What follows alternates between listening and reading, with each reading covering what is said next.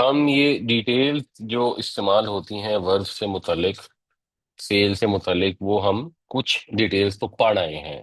مثال کے طور پر ہم نے جو مثال لی تھی کہ زید نے پانی پیا گھر پر کل جلدی جلدی پیاس بجھانے کے لیے، تو اس کے اندر جو چیز اس نے پی وہ پانی ہے، مفعول بھی، جہاں پر اور جب پیا وہ ظرف ہے، اور جس کام کے لیے پیا جو اس کا مقصد تھا وہ پیاس بجھانا تھا تو وہ مفعول لہو یا مفعول لیا جا لہی یا پرپس اس کا تھا۔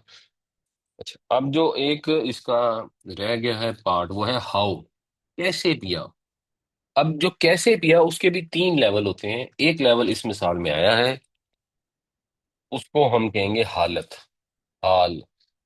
انگریزی کا لفظ اس کا مشکل ہے، اس کو بے شک چھوڑ دیں۔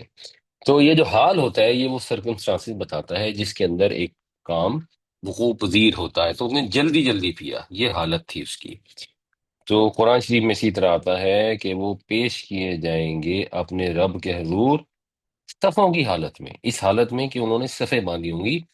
تو یہ حال ہے، یہ بھی نسب میں جاتا ہے، اس کو بھی مفعول کہہ سکتے ہیں یا ڈیٹیل کہہ سکتے ہیں۔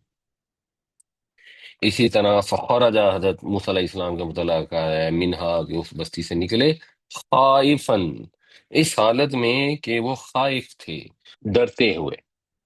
تو یہ نصب کے اندر آپ کو اسم نظر آئے گا، آپ نے پہچاننا ہے کہ یہ حالت بیان ہو رہی ہے، حال بیان ہو رہا ہے۔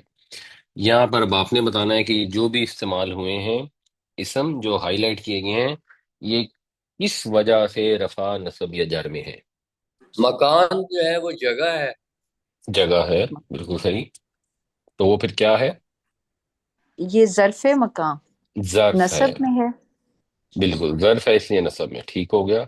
قصین جو ہے یہ کسی یہ حال ہے۔ حال ہے۔ نہیں، یہ کسی حال نہیں ہے، حال نہیں، نہیں نہیں، یہ قصین جو ہے یہ مکانن کی صفت ہے، صرف اوکے ٹھیک تو صفت موصوف کو فالو کرتی ہے۔ ہے۔ ٹھیک ہے۔ اس میں بتائیے جی۔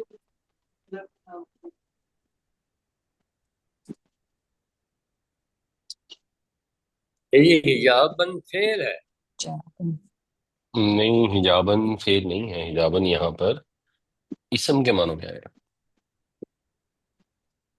تو اس کو بھی حال کہیں گے۔ ترجمہ کیا بنتا ہے اس کا؟ بس پکڑ لیا اس نے ان سے، یا کر لیا اس نے ان سے، کیا کر لیا؟ پردہ، پردہ۔ پردہ، پردہ کر لیا۔ حجاب یا پردہ۔ پردہ، حجابن، حجابن پردہ کر لیا۔